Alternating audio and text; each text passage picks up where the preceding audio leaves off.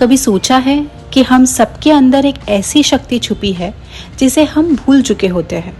कभी हालात, कभी डर और कभी दूसरों की बातें हमें हमारी असली पहचान से दूर कर देती है।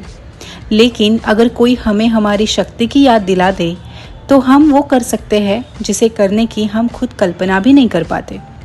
आज मैं आपको एक ऐसी ही सच्ची कहानी सुनाने जा रही हूँ।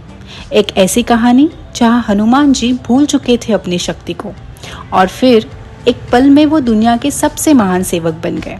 चलिए सुनते हैं हनुमान और भूली हुई शक्ति की कहानी, जिसमें छिपा है वो मंत्र जो शायद आपको भी आपकी शक्ति की याद दिला दे।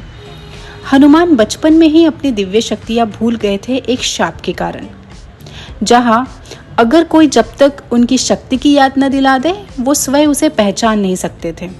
यह कहानी है उस मोड़ की जब जामवंत उन्हें लंका जाने के लिए प्रेरित करता है और हनुमान को अपनी अद्भुत क्षमता का स्मरण होता है।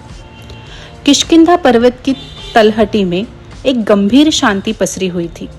राम और लक्ष्मण माता सीता की खोज में वानरों की सहायता से दक्षिण की ओर बढ़ रहे थे। तभी जामवंत ने सबको एकत्र किया और कहा, हमें लंका जाना होगा, मगर कौन उड़कर वहां तक जा सकता है?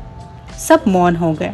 हनुमान, जो विनम्रता से एक कोने में बैठे थे, मुस्कुरा रहे थे, जैसे मानो उन्हें यह चिंता ही नहीं। तभी जामवंत ने उन्हें देखा और कहा, हे केसरी नंदन, हे अंजनी पुत्र, क्या तुमने अपनी शक्ति को सच में भुला दिया है? हनुमान चौंके। मेरी शक्ति? जामवंत बोले, तुम सूर्य को फल समझकर निगल चुके हो, इंद्र के वज्र से लड़ चुके हो। तुम्हारे भीतर वह सामर्थ्य है जो त्रिलोक को हिला दे।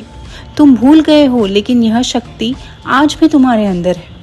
हनुमान की आंखें चमक गई, उनका सीना फूल गया, दृष्टि तेज हो गई, जैसे भीतर कोई ज्वाला फिर से प्रज्वलित हो गई हो।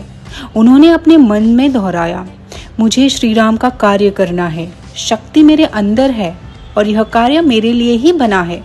और फिर हनुमान एक विशाल आकृति में बदल गए, पहाड़ों को लांघते हुए आकाश में चल उड़े लंका की ओर।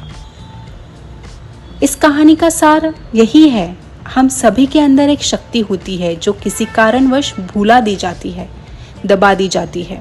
कभी कभी किसी को हमें याद दिलाना पड़ता है कि हम कौन हैं और हम क्या कर सकते हैं।